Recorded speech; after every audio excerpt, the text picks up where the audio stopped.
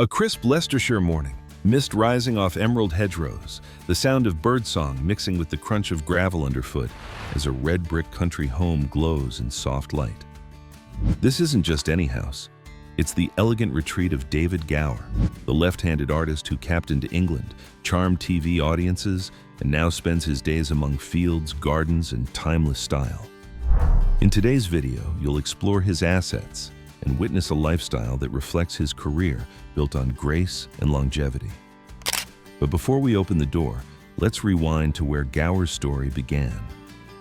David Ivan Gower's story as a cricketer is one of rare elegance set against the hard edges of English cricket in the 1970s and 80s. Born on April 1, 1957, in Tunbridge Wells, Kent, he grew up in a comfortable middle-class family. His father worked in the colonial service, which meant young David spent part of his childhood in Tanganyika, now Tanzania, before the family returned to England. At Marlborough House School and later King's School, Canterbury, his cricketing gifts stood out early. He combined natural athleticism with an ease at the crease that belied his years. While he enrolled at University College London, books soon gave way to bats. The call of cricket was too strong. Coaches and teammates alike knew this was no ordinary schoolboy talent.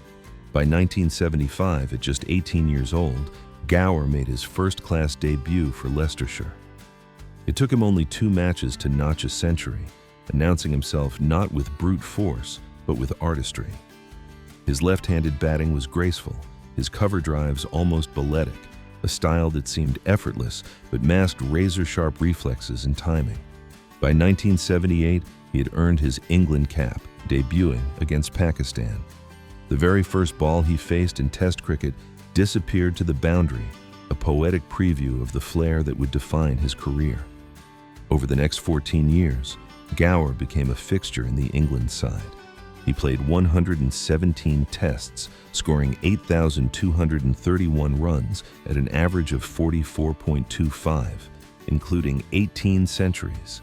In one-day internationals, he added more than 2,000 runs across 114 matches. His highest test score, a majestic 215 against Australia in the 1985 Ashes, embodied both his languid brilliance and his ability to rise when the stakes were highest. Yet for all his numbers, Gower was remembered as much for the manner of his runs as their quantity. Cricket purists spoke of him with reverence, though critics occasionally questioned his concentration and accused him of casual dismissals. Leadership brought another dimension to his career. Between 1982 and 1989, he captained England in 32 tests. His relaxed style, some might call it laissez-faire, stood in sharp contrast to the discipline demanded by selectors. Results were mixed: 5 wins, 18 losses, and the rest drawn. Still, his finest moment as captain came in 1985, when he led England to Ashes glory, outscoring Australia and reaffirming his place as one of the most watchable batsmen of his generation. But the same easygoing temperament that made him such a joy to watch sometimes clashed with the pragmatism cricket's power brokers preferred. His international career wound down in 1992 when selectors, seeking youth and consistency, dropped him after a dip in form. It was a bitter end for a player who, at his best, could make cricket look like art. At the county level, Gower remained a pillar for Leicestershire. His tally of more than 20,000 first-class runs reflected loyalty and longevity. He stayed with the club until his retirement in 1993, closing a chapter on nearly 2 decades of domestic cricket that paralleled his international exploits. Retirement didn't end Gower's relationship with the game. It simply gave him a new stage. His smooth voice, sharp wit, and insider knowledge made him a natural for broadcasting. For more than 2 decades with Sky Sports, he provided commentary that was as stylish as his batting. Fans enjoyed his repartee with fellow greats like Ian Botham and Michael Atherton, and his work for BBC's Test Match Special and ESPN's Star Sports extended his reach beyond England. Off the mic, he turned author, publishing his autobiography in 1992 and contributing to cricket columns. His television presence broadened too, from quiz shows to guest appearances, proving his appeal was not confined to the boundary ropes. Gower also dedicated time to charity, particularly with the Lord's Taverners, reflecting the softer, generous side of a man sometimes misunderstood during his playing days. And just as his batting style reflected his taste, so too did his choice of residence. Away from the pitch, Gower built a comfortable and elegant life in the countryside, a story best told behind the walls of Leicestershire. Leicestershire Country Home, the elegant retreat. Nestled in the picturesque village of Thorpe Langton, just a few miles north of Market Harborough, his Leicestershire home is as graceful and understated as his cover drive. It's not a palace built to impress, but rather an elegant retreat, a place that reflects comfort, family warmth, and Gower's lifelong love of open space. The house sits on more than 2 acres of fields, with a south-facing garden that catches the best of the English sun. It's the kind of setting where birdsong replaces city noise, and where cricket on the village green is as much a social occasion as a sport. For Gower, whose playing days once meant the constant rhythm of international travel, this property represents stability and roots. It places him at the heart of a community, close to the popular Church Langton Primary School and the spirited annual Inter-Langtons cricket matches on the East Langton ground. That sense of local tradition and connection to the game has always appealed to him. Inside, the home is a carefully considered blend of old-world character and modern upgrades. The redesigned ground floor offers fresh flooring, updated bathrooms, and fittings that bring a subtle touch of luxury. Step through the main entrance, and a handsome wooden staircase immediately draws the eye, climbing upward to 4 large double bedrooms on the first floor. The layout suggests space for further extension, but the current design already carries the feel of both elegance and practicality. The Alexander Lewis-style kitchen is the beating heart of the home, spacious, fully fitted, and bathed in natural light. From here, the family can look out over the rolling fields while enjoying meals in a cozy dining area anchored by a log fire. The stone floors lend a rustic charm, while the wide windows blur the line between indoors and outdoors, letting the countryside flood into the house. Across the main hallway, the living spaces showcase different moods for different occasions. A formal living room with exposed beams and a stone and brick fireplace creates a sense of heritage, while a family room offers direct access to the garden, perfect for summer evenings. A second lounge, this one featuring a feature brick fireplace, adds another layer of warmth and choice. These spaces together reflect the balance between tradition and modern family life, welcoming, adaptable, and filled with character. Practicality, too, hasn't been overlooked. A side entrance leads to the garage area and into a versatile wing of the house. Here lies a utility room, a study that doubles as an office, and even a gym. Cleverly, this section could be reimagined into a self-contained 1-bedroom suite on the ground floor, an option that shows the foresight behind the home's design. Whether for guests, extended family, or future generations, the house offers flexibility without sacrificing its essential charm. Outside, the property makes as bold a first impression as the interiors. A 5-bar electric gate opens onto a sweeping driveway with room for several cars. It signals security but also a touch of grandeur, the kind of arrival one might expect at a home belonging to one of England's great cricketing names. The wide lawns and the garden beyond offer both privacy and the luxury of space, inviting evenings of barbecues, family games, or simply quiet contemplation under the Leicestershire skies. For Gower and his wife, this house isn't their only refuge. They also own a property in Hampshire, another slice of rural England where the landscape rolls gently and the pace of life slows down. Between the two homes, they've built a lifestyle that blends community, comfort, and countryside charm, an antidote to the pressures of professional sport and broadcasting. Yet behind the comfort of these country retreats lies the question every admirer wonders. How exactly did Gower's cricketing brilliance and later broadcasting success translate into the wealth that allowed such a lifestyle? Income and net worth. Today, his net worth is estimated at around $3 million, a figure shaped by 3 distinct phases of his career. Gower's professional foundation was laid on the cricket pitch, starting with Leicestershire in 1975, moving into the England Test side in 1978, and later representing Hampshire. He earned steady if modest fees by modern standards. In those days, England players were far from the millionaires seen today in franchise leagues. A Test debut in 1978 brought in roughly $1,250 per match, with incremental increases through the 1980s. Captaining England offered prestige more than significant financial uplift. Still, across 117 tests, 114 ODIs, and county contracts spanning nearly 2 decades, his career earnings totaled somewhere in the range of $500,000 to $800,000. It wasn't extravagant wealth, but it created the bedrock for his later security. The real transformation came once Gower swapped the bat for the microphone. By the mid-1990s, he had become one of Sky Sports' most recognizable voices, anchoring coverage of England tours and global tournaments. In interviews, he admitted to earning a 6-figure salary during his Sky peak, likely between $130,000 and $260,000 annually.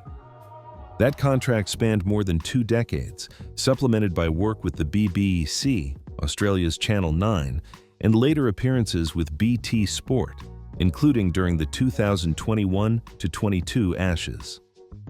Over a lifetime, broadcasting is estimated to have brought in $2 to $3 million, making it his single most lucrative endeavor. Even as he shaped the soundtrack of cricket for a generation of fans, Gower also turned to the page. His autobiography, David Gower, The Autobiography, 1992, was a commercial success, followed by With Time to Spare, 1995, and the cheekily titled Can't Bat, Can't Bowl, Can't Field, co-written with journalist Martin Johnson. While not blockbuster bestsellers, these titles earned steady royalties through initial releases and reprints, contributing another estimated $50,000 to $150,000 to his career earnings. During his playing peak in the 1980s, Gower's stylish image, floppy blonde hair, elegant batting, and gentlemanly persona made him attractive to equipment brands and select sponsorships. Though small compared to the multi-million-dollar deals of today's cricket stars, these endorsements padded his income with an additional $20,000 to $50,000 annually during his prime. Gower's charisma naturally lent itself to the speaking circuit. He became a sought-after guest at corporate dinners, cricket club events, and television appearances, from serious commentary to lighthearted quiz shows like They Think It's All Over. At times, these engagements earned him $20,000 to $50,000 annually, rounding out a diversified income stream that capitalized on both his sporting legacy and his easygoing charm. Yet perhaps the most telling chapter of his post-cricket life isn't about what he earned, but what he gave back. For Gower, philanthropy has been more than a duty. It has been a way to use his name and presence for causes that matter. Philanthropy. True to form, Gower approaches philanthropy with the same graceful touch that defined his playing career, never loud, but always effective. Leukemia Busters. Alongside his wife, Thorin, Gower has served as a patron of this Southampton-based charity, which supports research and treatment for childhood leukemia. Their partnership with the organization spans many years, helping to fund laboratory work and public awareness campaigns. For Gower, the fight against childhood illness has always been personal and pressing, and his presence at events has drawn both attention and resources to the cause. Lord's Taverners. As president of one of the UK's most beloved cricket charities, Gower has combined his sport with service. The Lord's Taverners focus on empowering disadvantaged and disabled young people through cricket. Gower hasn't simply lent his name. He has taken to the field in fundraising matches, spoken at high-profile dinners, and championed youth sport as a vehicle for social mobility. His passion for this role reveals how deeply he believes in cricket's ability to transform cities. World Land Trust. In 1989, Gower stood alongside Gerald Durrell and Sir David Attenborough to launch this global conservation organization. The World Land Trust has since protected millions of acres of rainforest and natural habitat. For Gower, whose love of wildlife is well known, this cause represented an enduring legacy beyond cricket, a commitment to safeguarding the planet for future generations. David Shepherd Conservation Foundation. Another natural extension of his passion for wildlife, Gower became a patron of this foundation, which funds anti-poaching efforts and supports conservation projects across Africa and Asia. Whether speaking at fundraising dinners or lending his name to campaigns, Gower's involvement reflects a lifelong admiration for elephants, rhinos, and the fragile ecosystems they inhabit. Save the Rhino International. For more than 2 decades, Gower has championed this charity, particularly during visits to Western Australia, where he witnessed firsthand the challenges of anti-poaching efforts. He has auctioned memorabilia, hosted galas, and consistently lent his profile to raise funds for rhino protection worldwide. Children's charities. His philanthropy extends to causes supporting young people across the UK.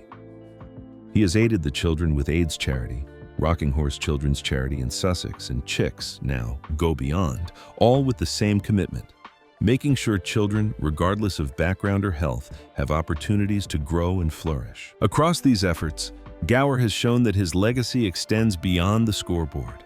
His name has brought attention, his presence has drawn crowds, and his steady commitment has turned campaigns into tangible change. If his batting once entertained millions, his philanthropy has quietly improved lives in ways statistics cannot capture. And yet, philanthropy is only one dimension of Gower's story.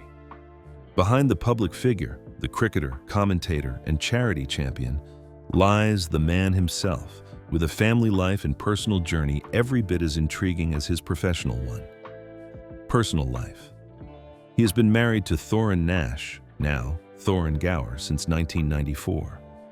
Their story began in the mid-1980s when they first met at a prom in 1985.